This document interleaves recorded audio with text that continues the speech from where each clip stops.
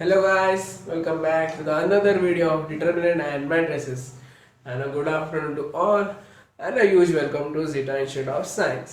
ठीक है, तो आज हम करेंगे मल्टीप्लिकेशन ऑफ मैट्रिसेस। उससे पहले अगर आपने चैनल को सब्सक्राइब नहीं किया है तो प्लीज़ सब्सक्राइब करके जाइए। साथ ही में अगर पसंद आए तो लाइक प्लस शेयर कीजिए। ठीक है, तो नोट्स आपका रेडी है साथ में, तो फिर without wasting any time let's start the lecture.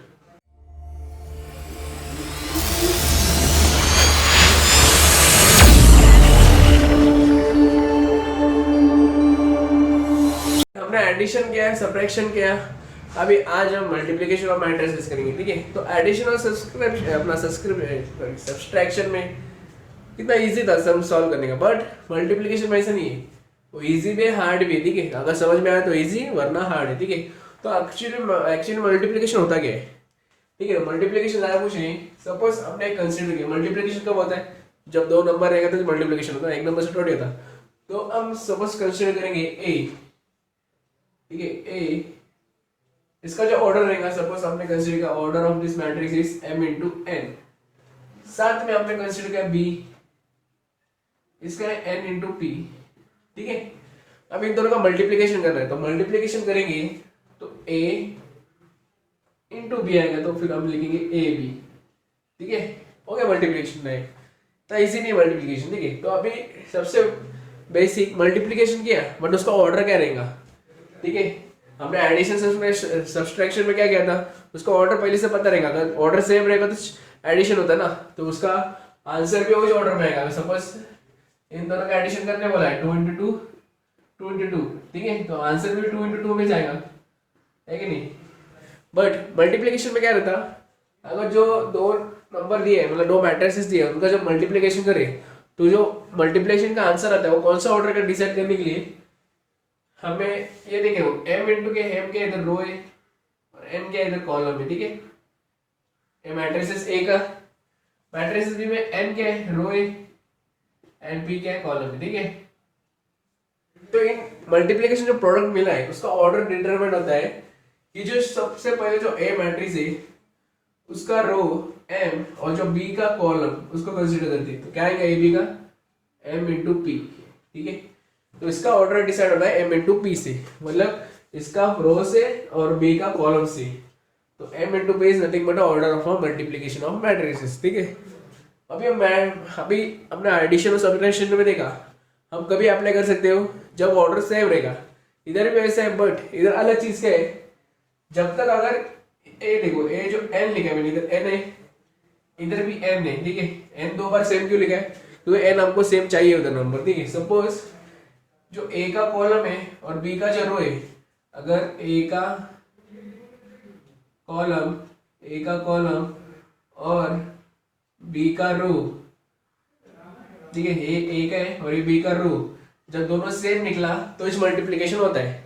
अगर एग्जांपल लिए तो A सपोज 3 इंटू 1 है एंड B इज 1 इंटू 3। ठीक है, अभी मल्टीप्लिकेशन ओकर होता है क्या देखने के लिए, पहले देखो इसका क्या है, 1 है 1 है।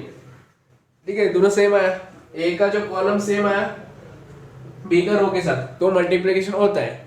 और उनका प्रोडक्ट कैसे निकलता है, प्रोडक्ट निकलता है ए बी, इसका जो रो और इसका जो कॉलम करेगा, तो 3 into 3। This way we can do multiplication. ठीक है, समझ में आया? किसको कोई डाउट? ठीक है, आप भी समझ के लो, वरना बाद में भूल जाएंगे आप कैसे करना है। ठीक है, जब भी हम मल्टीप्लिकेशन करते हैं हम डिसाइड करते हैं पहले कि ये जो टर्म है, सेकेंड अभी देखो, पहला हम लिखते थे नोट पे लिखते। ठीक है, नोट पे लिखेंगे। ठीक है, ठीक है, तो पहला टर्म आपको ध्यान रखना है कि ए का कॉलम और बी का जो रो है वो सेम रहना मांगता है। ठीक है, for doing multiplication, for doing multiplication. ठीक है, इसके बिना मल्टीप्लिकेशन होएगा नहीं। Secondly we have to remember, जो प्रोडक्ट मिलेगा फॉर प्रोडक्ट, ऑर्डर डिसाइड कैसे होता है for product, order is decided by, order कैसे डिसाइड होता है, ए का रो मल्टीप्लाई बाय बी का कॉलम। ठीक है, समझ में आया? वेरी इंपॉर्टेंट नोट ये दो, ठीक है, जल्दी से लिखो। हम मल्टीप्लिकेशन कब अप्लाई कर सकते हैं? जब ए का कॉलम मतलब ए का कॉलम एंड बी का रो सेम रहेगा तो मल्टीप्लिकेशन अप्लाई होता है, वरना नहीं होता है। सेकेंडली हमें ऑर्डर प्रोडक्ट जो प्रोडक्ट निकलेगा उसका ऑर्डर कितने में रहेगा वो डिसाइड करने के लिए ए का रो मल्टीप्लाई बाय बी का कॉलम, मतलब रो क्या कहते हैं, देखो एम इंटू पी, ठीक है, समझ में आया? तो जल्दी से नोट डाउन कीजिए।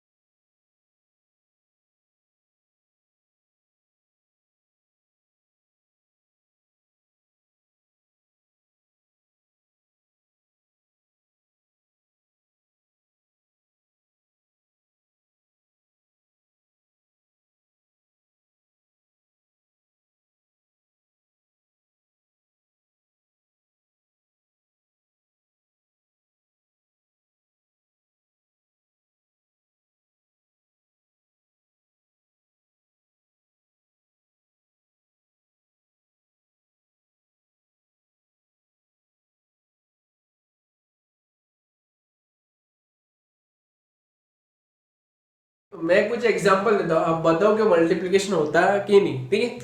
तो पहला मैं लिखूंगा ए का जो मैट्रिक्स है वो है 3 into 1 और बी का जो मैट्रिक्स है वो भी 3 into 1 है, ठीक है। इनका प्रोडक्ट ए बी ओ क्या आएगा?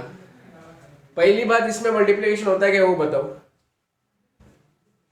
होता है क्या बताओ, जल्दी बताओ। या बराबर नहीं होता है इसमें मल्टीप्लिकेशन, क्यों? क्योंकि ए का कॉलम और बी का रो सेम ही है, नॉट सेम, तो प्रोडक्ट तो आएगा ही नहीं, है कि नहीं?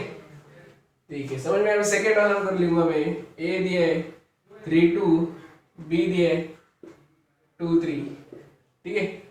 पहली बात, ये मल्टीप्लिकेशन होता है क्या? यस होता है, क्यों? क्योंकि कॉलम और रो सेम है, ठीक है। और इनका प्रोडक्ट कितने में आएगा? प्रोडक्ट आएगा ए बी, कितना आएगा? ए रो और ए कॉलम विच इज 3 into 3, इनका प्रोडक्ट ऑर्डर आएगा 3 into 3, ठीक है। समझ में ऑर्डर कैसे निकालना और मल्टीप्लिकेशन कैसे करना है, ठीक है। ये सब बेसिक था। अभी हमने देखना है कि मल्टीप्लिकेशन कैसे कर सकते हैं, ठीक है। सपोज ये मैट्रिसेस दिए कुछ, सपोज ये मैट्रिसेस दिए A, suppose A equal to and this is B equal to, ठीक है। तो पहला केस इन दोनों में मल्टीप्लिकेशन होता है क्या देखेंगे। ऑर्डर कितना है इसका 3 रो है एंड 1 कॉलम। इसका कितना है? 3 कॉलम,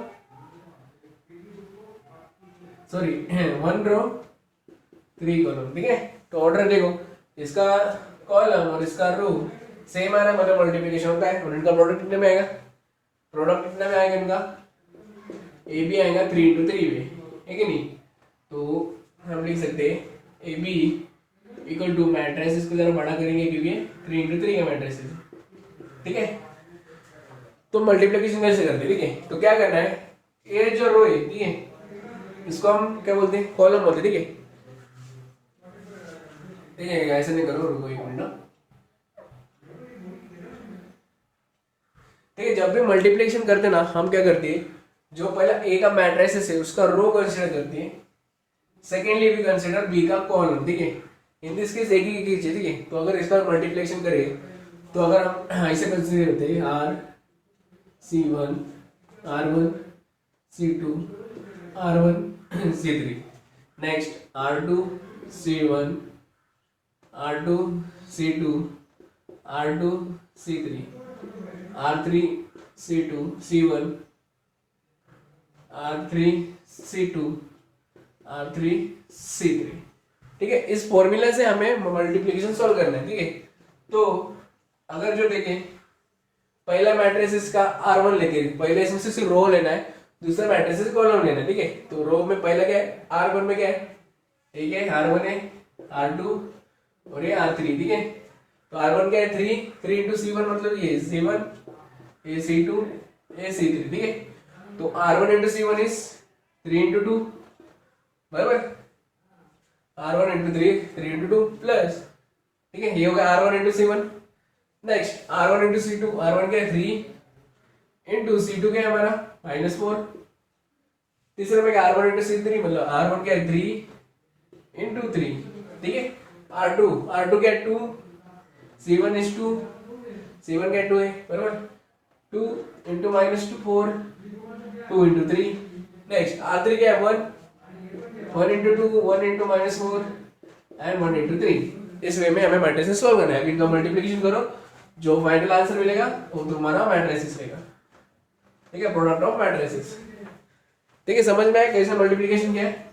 ये जो फॉर्मूला है, this formula is very important, ठीक है।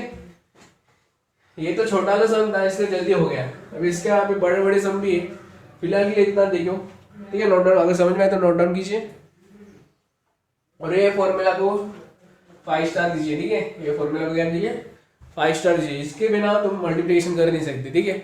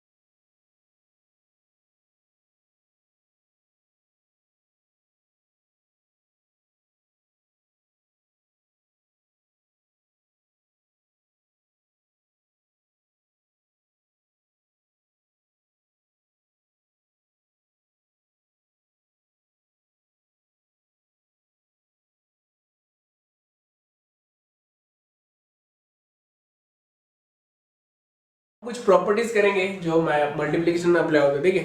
तो पहला प्रॉपर्टी क्या है, ये लिखता हूँ प्रॉपर्टीज,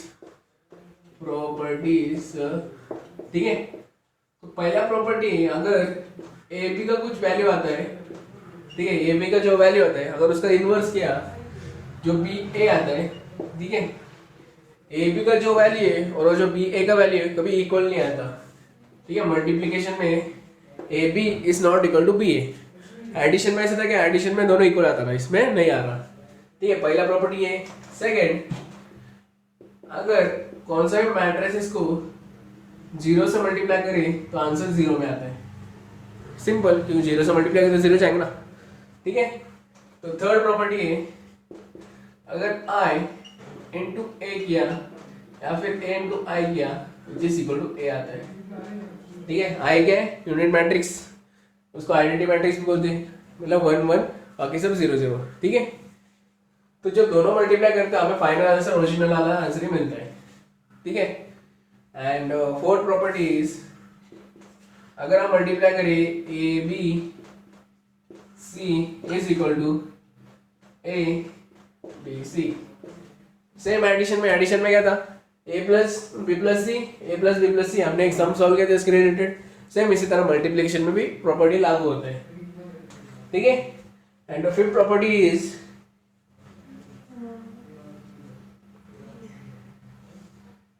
ठीक है, फिफ्थ प्रॉपर्टी है, फिफ्थ ए बी प्लस सी रहेगा तो इसे हम लिखते हैं ए बी प्लस ए सी, ठीक है। सेम एज एडिशन में भी हमने किया था, मल्टीप्लिकेशन में हो जाएगा, ठीक है। This were some properties, textbook में और प्रॉपर्टीज दिए हैं, फिलहाल के लिए इतना इंपॉर्टेंट प्रॉपर्टी है और आगे आगे हम प्रॉपर्टी पढ़ते जाएंगे, ठीक है। तो फिलहाल के लिए इतना नोट डाउन कीजिए।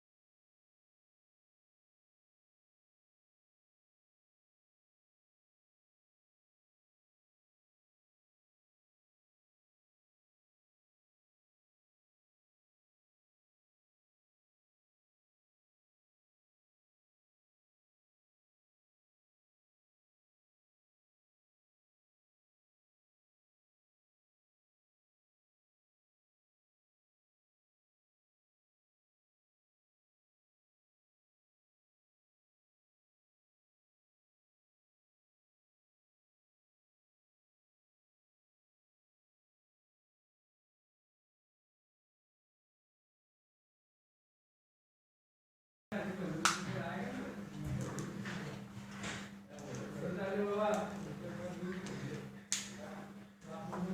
है, आज के लिए हम इतना ही करेंगे। ठीक है, आज हम सिर्फ इंट्रो थियरी पढ़ने वाले थे, थियरी हो गया हमारा।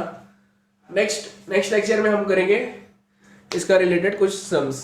ठीक है, तो नेक्स्ट लेक्चर में हम कैसे सम सॉल्व करेंगे वो भी देखेंगे। ठीक है, फिलहाल के लिए मैंने आपको एक एग्जांपल दिया था, वो कैसे सॉल्व किया। अगर समझ में नहीं आया तो कोई चिंता की बात नहीं है, क्योंकि अगले लेक्चर में मैं एक्सरसाइज सॉल्व करूंगा, तो एक्सरसाइज के टाइम मैं वो सम कैसे एक्सप्लेन करेंगे, क्योंकि वो सम मैंने लिया था एक्सरसाइज 4.6 का फर्स्ट सम ही था वो। ठीक है, तो अगर समझ में आया तो ठीक है, वरना अगले लेक्चर में वापस से एक्सप्लेन कर दूंगा। ठीक है, तो फिलहाल के लिए आज के लिए इतना ही, क्योंकि कुछ इश्यू हो गया था।